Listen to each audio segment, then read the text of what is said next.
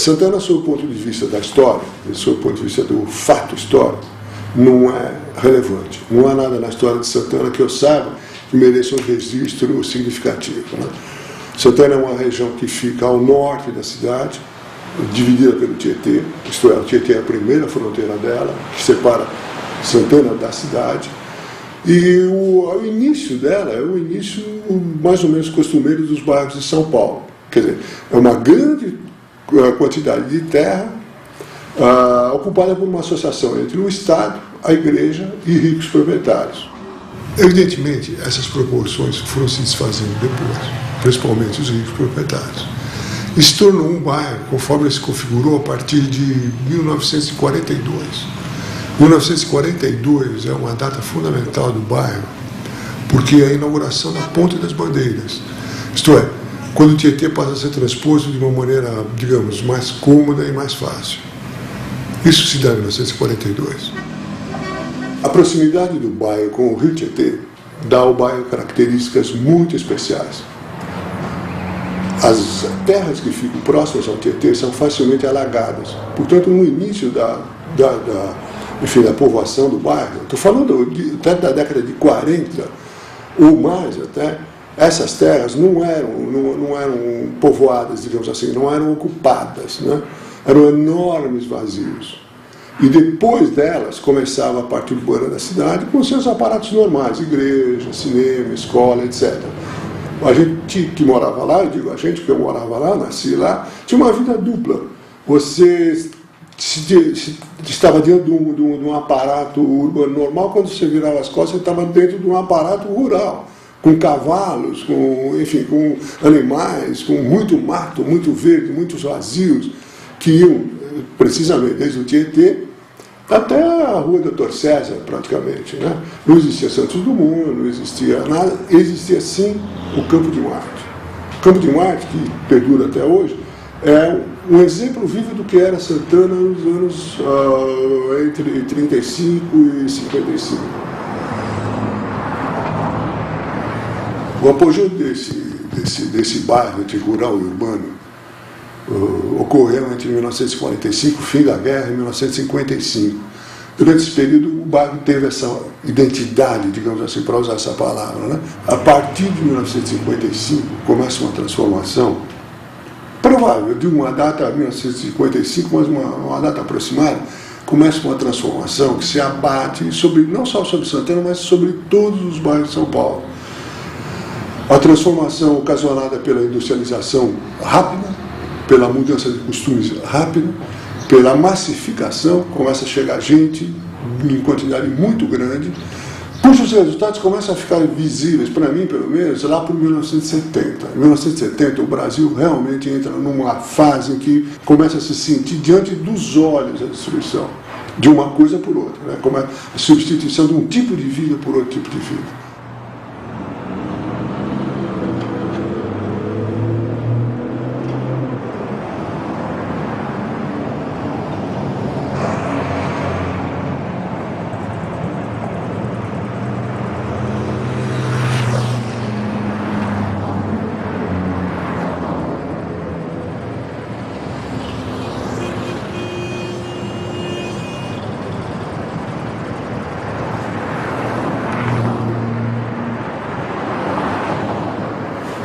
A minha intenção ao fazer esse documentário era procurar Santana em Santana. Quer dizer, procurar no que existe, procurar naquilo que existe o que foi. Olhar o que existe e procurar nele o que havia. Então esse trabalho, esse documentário, é uma busca daquilo que restou, daquilo que sobrou. É um trabalho em que você se detém sobre marcas, sobre cicatrizes, sobre indícios, pistas, uma arruela aqui, paralelepípedos no chão, um portão enferrujado, uma janela quebrada, uma vista que te leva rapidamente ao passado, você não sabe bem porquê. Quando eu iniciei a filmagem de Santana, eu achei que ia fazer um filme sobre destruição e horror. Porém, à medida que o trabalho evoluía, eu percebi que não era tão simples, não era bem assim. Há resistência. A resistência, às vezes, é uma resistência involuntária. As coisas permanecem independente da vontade das pessoas. Outras não, outras são as pessoas resistindo. resistindo ao que está aí.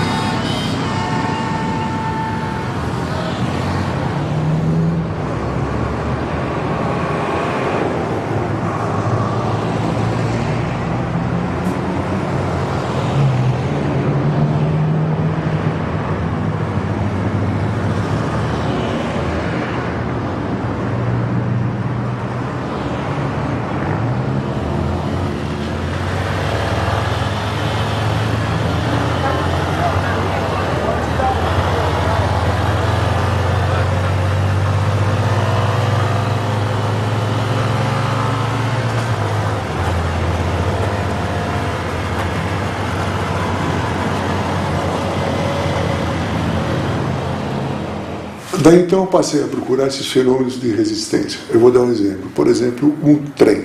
Não há mais nada que lembre o trem da Cantareira que passava por Santana e que era por décadas, era o transporte do bairro, e não só o transporte do bairro, como um elemento fundamental da cultura do bairro. Até os horários do bairro eram quase determinados pela passagem do trem. Desse trem, há muito tempo desaparecido, parece que não existe nada.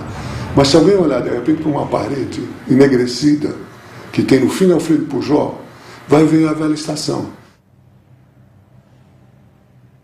De repente, percorrendo a Alfredo Pujol, na altura do quartel, há uma curva muito suave, que é uma curva que só podia ser um trilho de trem a percorrer. Estradas não comportam esse tipo de curva, ninguém faz uma curva daquela. E lá mesmo existem outras casas, com as janelas feitas e emolduradas de uma maneira extremamente peculiar, que só podiam essas casas estar de costas para uma ferrovia. E se você olhar da janela do seu carro, de repente, você vai ver o que se vê da janela do trem. Às vezes você consegue ver alguma coisa do que se vê do trem. É só exercitar a imaginação. De certa forma, esse trem existe ainda. Se alguém não tiver nenhuma imaginação, olha o metrô. Ele passava exatamente onde passa o metrô, na Avenida Cruzeiro do Sul, ocupando inclusive os mesmos trilhos. Algumas coisas eu nem preciso imaginar, como é o caso do velho Grupo Escolar Buenos Aires, que hoje, evidentemente, tem outro nome, mas está lá inteirinho, resistindo exatamente onde sempre esteve, na Avenida Cruzeiro do Sul.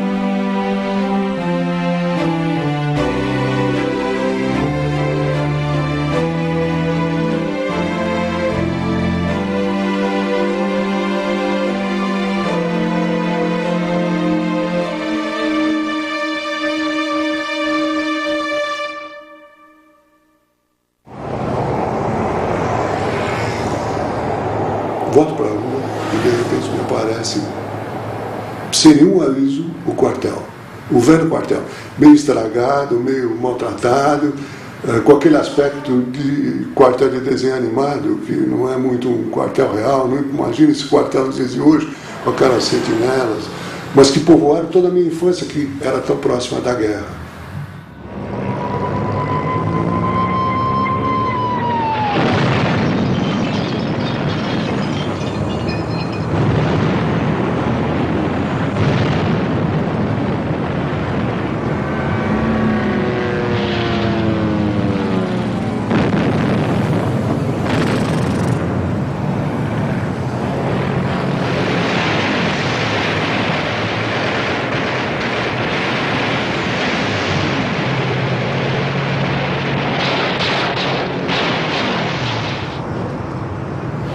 enverado pela Conselheiro Saraiva, pela Rua Conselheiro Saraiva, e chego à velha biblioteca. Aliás, não é tão velha, essa biblioteca é dos anos 50. Era uma biblioteca, era e é uma biblioteca circulante ainda. Está lá, exatamente quase como era. Os mesmos, o mesmo aspecto. Os livros estão todos lá, inclusive alguns daquele tempo. Ai, que prazer não cumprir um dever, ter um livro para ler e não o fazer. Ler é maçada, estudar é nada, o sol doura sem literatura. O rio corre, bem ou mal, sem edição original, e a brisa, essa, de tão naturalmente matinal, como tem tempo, não tem pressa. Livros são papéis pintados com tinta. Estudar é uma coisa em que está indistinta a distinção entre nada e coisa nenhuma. Eu folhei alguns livros que eu tenho certeza que eu retirei lá e li.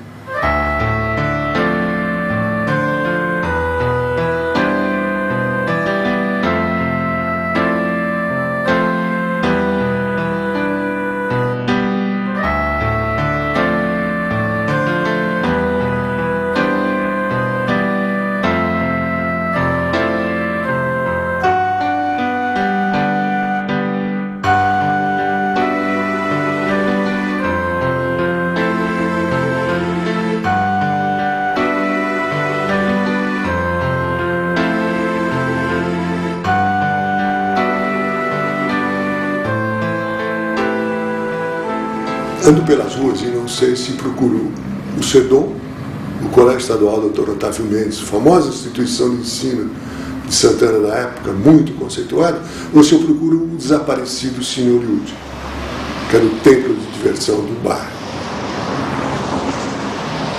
No caminho para o cinema acontece um fato inesperado. Começa a soar um sino. E eu me lembro imediatamente do sino da Igreja Matriz de Santana, até porque era ele mesmo. Como ele toca há muitos anos, há muitas décadas, exatamente em 3 horários. Às 6 da manhã, ao meio-dia, às 6 horas da tarde. Certamente é uma das pouquíssimas igrejas de São Paulo que mantém ainda esse hábito. O único problema é que não se vê mais a igreja de todos os pontos do bairro como se via anteriormente. A igreja agora é só vista quando se chega perto.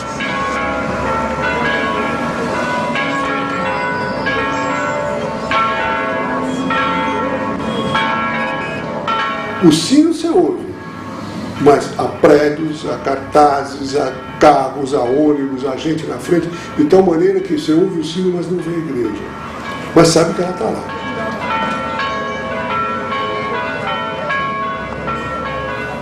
Agora sim, o cinema. O velho Cine Hollywood com 1.100 lugares, alguma coisa parecida com isso.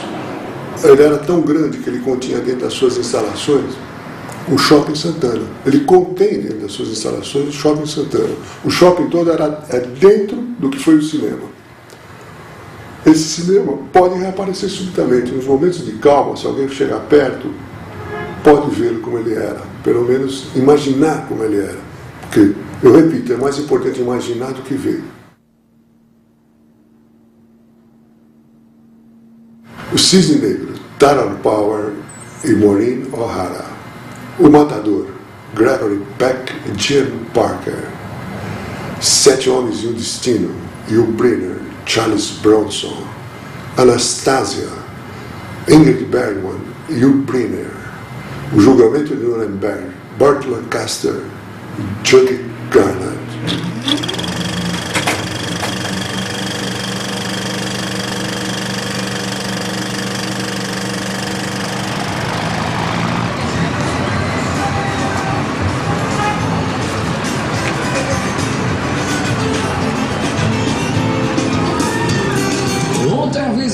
Mais uma promoção aí da Angelical Cicancete com esse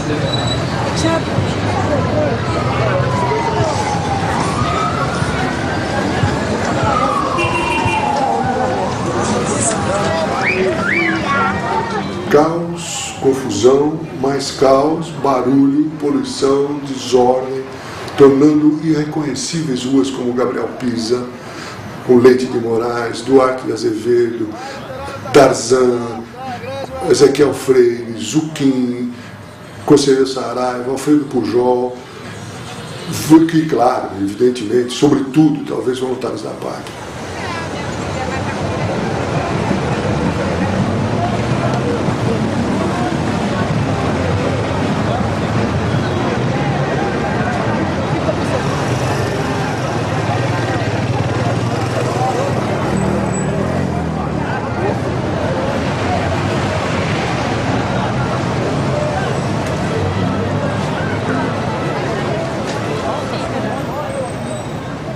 E aí está a escola modelo de várias gerações de santanenses. Mal ferida e maltratada, ela resiste. Muito mal cuidada, apesar dos esforços da sua diretora.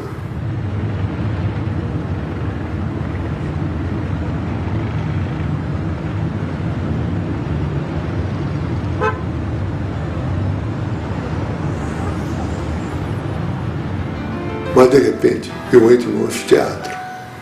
E eis que a escola reaparece diante de mim como se saísse do passado. No anfiteatro eu reconheço a velha escola. Aquelas velhas cadeiras de madeira, como elas eram. E principalmente o velho piano. O velho piano que está lá certamente desde o meu tempo. E subitamente, essa é uma das poucas ocasiões que o passado ressurge realmente intacto diante de mim.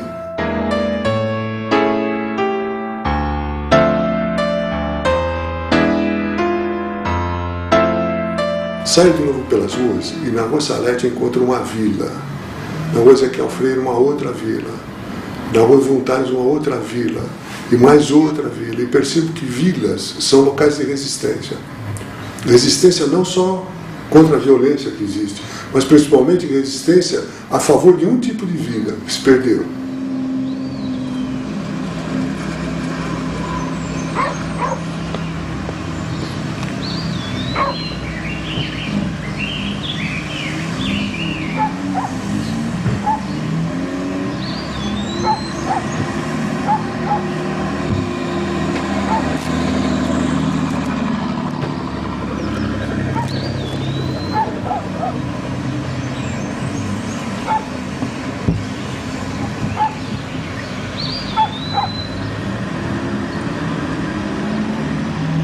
O prédio do Banco do Estado de São Paulo pode ser visto, inclusive, nos lugares mais baixos do bairro.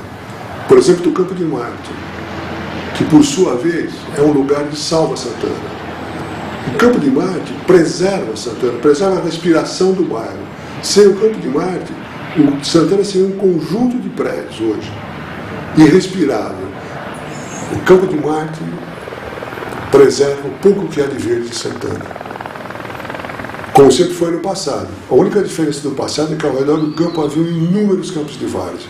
Uma infinidade de campos de várzea que se estendiam, por exemplo, onde hoje é a Brasleme. A Brasleme era uma associação de campos. Hoje existe um campo.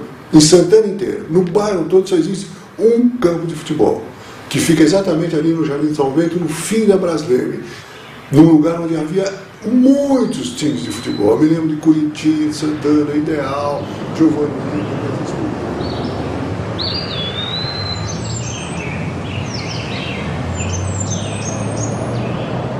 O antigo morador de Santana sabe que faz parte de uma guerra perdida. Cara. Porra, quanto tempo, cara? Ninguém detém a especulação imobiliária, ninguém detém esse tipo de vida, a trepidação dos tempos atuais, a velocidade dos tempos atuais, a transformação que ele está exercendo sobre as coisas e as pessoas.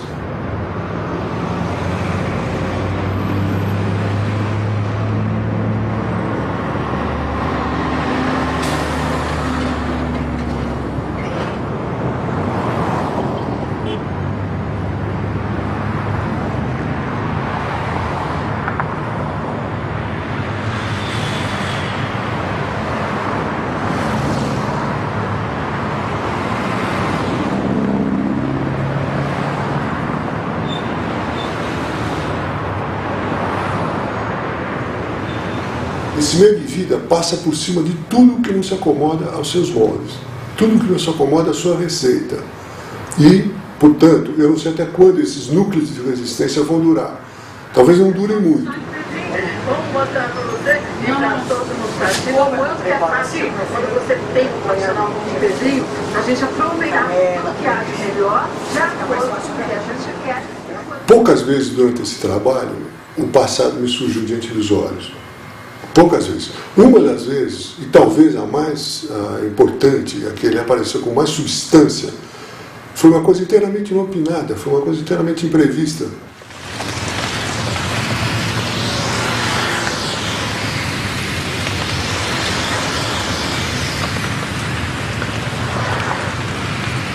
E de repente, no meio da água, eu pude vislumbrar o bairro. Eu pude rever o bairro naquelas formas um pouco indistintas, um pouco tênues da água. Através da água eu vi o bairro. No meio da tempestade, ele reapareceu.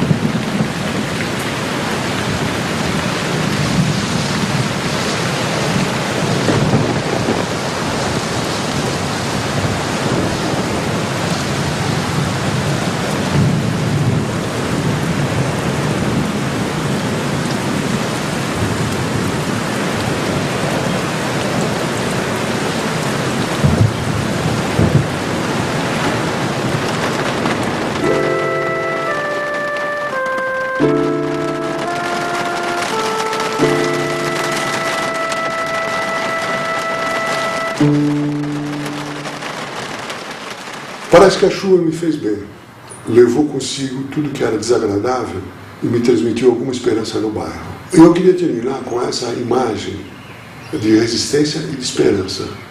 Chegando no Mirante, e o Mirante é o lugar mais alto de Santana, é aquele lugar onde é medida a temperatura de São Paulo, de repente me apareceu um garoto, um menino. Um menino e uma pipa.